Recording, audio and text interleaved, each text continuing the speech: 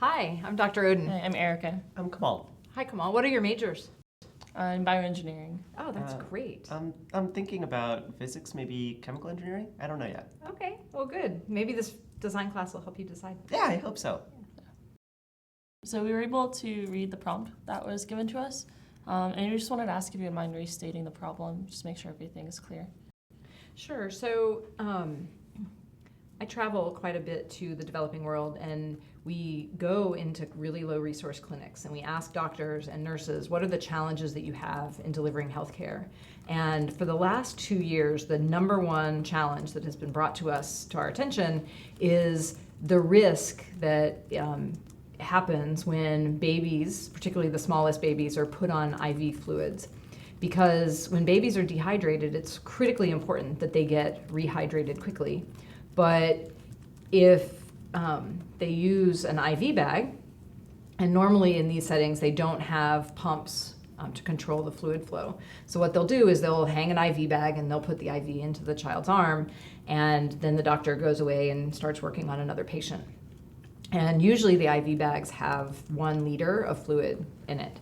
And often these small babies might need 100 milliliters or 150 milliliters of fluid. And in fact, if they get twice that amount or more, they could actually have really serious consequences, as even all the way to death if they get overhydrated. So we talk to doctors who have said to us that there have been times when their clinics have been so busy that when they have a baby that needs rehydration, they're worried about actually giving them that therapy because they're worried that they won't be able to turn the IV flow off in time. So that's really the problem, is to identify or find a solution to that problem. In other words, create a device that's extremely low cost, that doesn't require power or electricity, but will control the volume of fluid that's delivered to a baby. All right. Okay. Have there been any other attempts to solve this problem before? There have. So we have a class, Global Health 360, that students work on design challenges, and we've offered this up actually a couple of times. And students have come up with some really interesting solutions, but they haven't worked. So one solution that I liked a whole lot, but it really just ended up not working, was they took a full IV bag and they created a system kind of like a chip clip where they would clip the bag partway up, and that way you'd have sort of 2 compartments of fluid. So you'd have a small amount of fluid underneath the clip and then the larger amount of fluid above the clip. And then you would start the IV. The idea was you would start the IV and just the fluid underneath the clip would go out and be delivered to the baby. So I really like that solution. I think it was a very clever solution, but in practice what happened was they were never able to get the clip tight enough to completely stop the fluid flow. So the fluid would continue to flow kind of through the squeezed clip out to the baby, so they could never get it to completely stop. Okay. Another solution that doctors have told me they use in the field is just emptying the IV bag. So they literally take a 1 liter bag and empty out the whole bag except for what they want left. But you think about the waste that's involved with that, and when you're talking about a really low resource setting, you hate to have that much waste. Okay. So you're saying they're not able to stop the fluid in time, or the doctors are they unable to, aren't there like parents around the child that are monitoring them? So I think particularly in this low resource setting where you're dealing with patients and their parents who might not be literate or understand, have numeracy skills, relying on the parent to stop the flow at a certain time or after a certain volume really isn't very realistic. All right. Is the client the same as the user?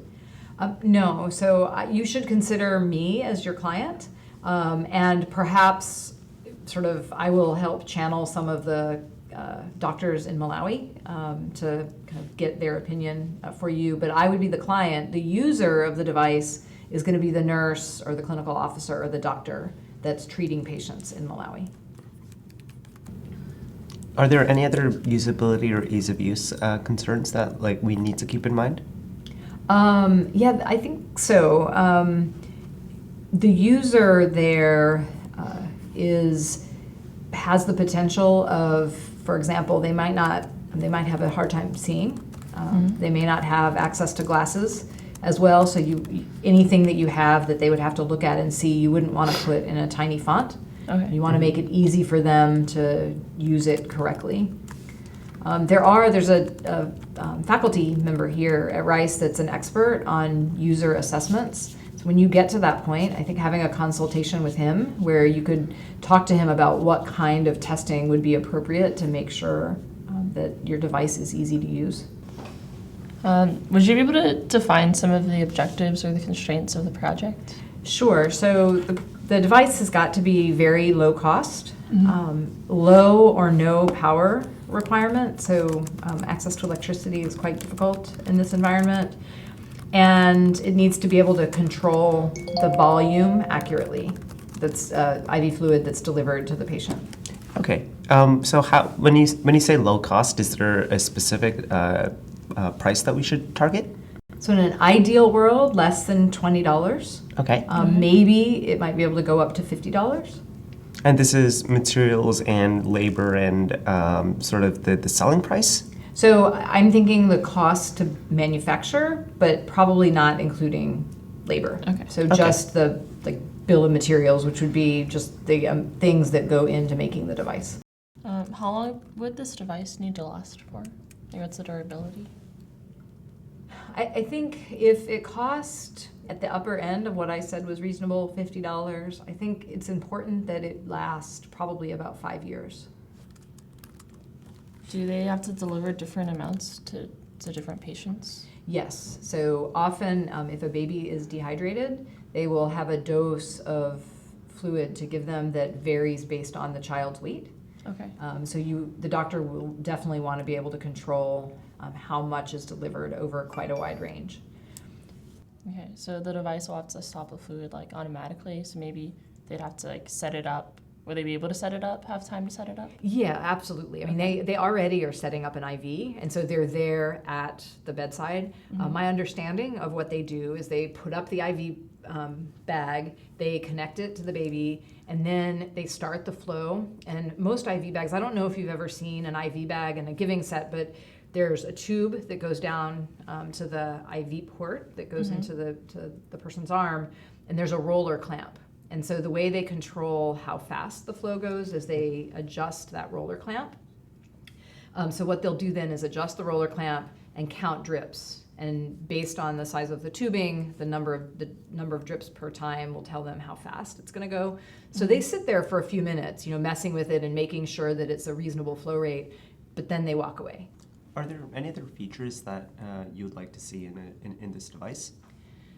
I would like the user to be able to control to within some known range how much fluid. So it isn't that, I mean, I've been talking about like 150 milliliters of fluid. It's not that every baby would need 150 milliliters. So I think it needs to be easy for the user to vary what the total volume that's delivered is. What I don't know is how fine a gradation you need. Do you need to be able to do it within 10 milliliters or within 100 milliliters? I just don't know.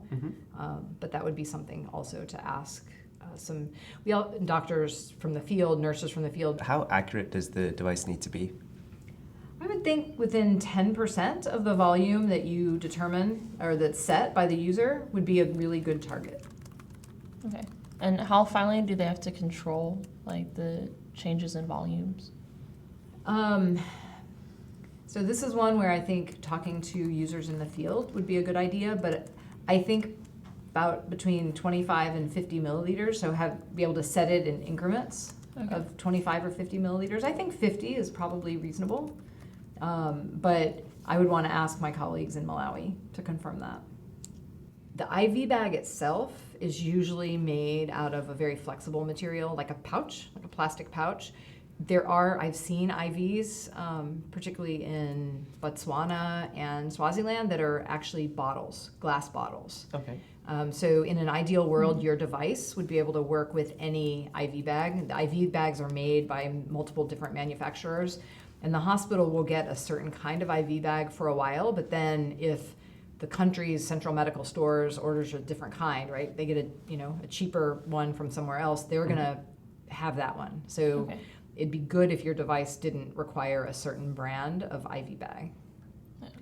There are also, you'll probably come across this, really tiny IV bags, either half liter or a quarter liter IV bags that exist, but I've never seen those in Southern Africa.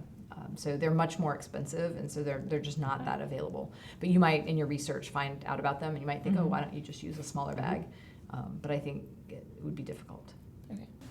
Well, these are all the questions we have for right now, but if we have any more, how should we get in touch with you? So the best way is to email me. You have my email address because Yeah. you sent me the list of questions before. But email me, and I will try to answer you as quickly as possible. My office is also here in the design kitchen, so feel free to knock on my door if I happen to be there. I won't always be able to meet with you, but we can try.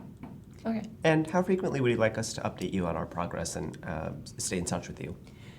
I think ideal for me would be every 2 weeks, and maybe what you could do is at the beginning of a week, every other week, just email me and see if I could come by your table during class time on a Tuesday or a Thursday morning.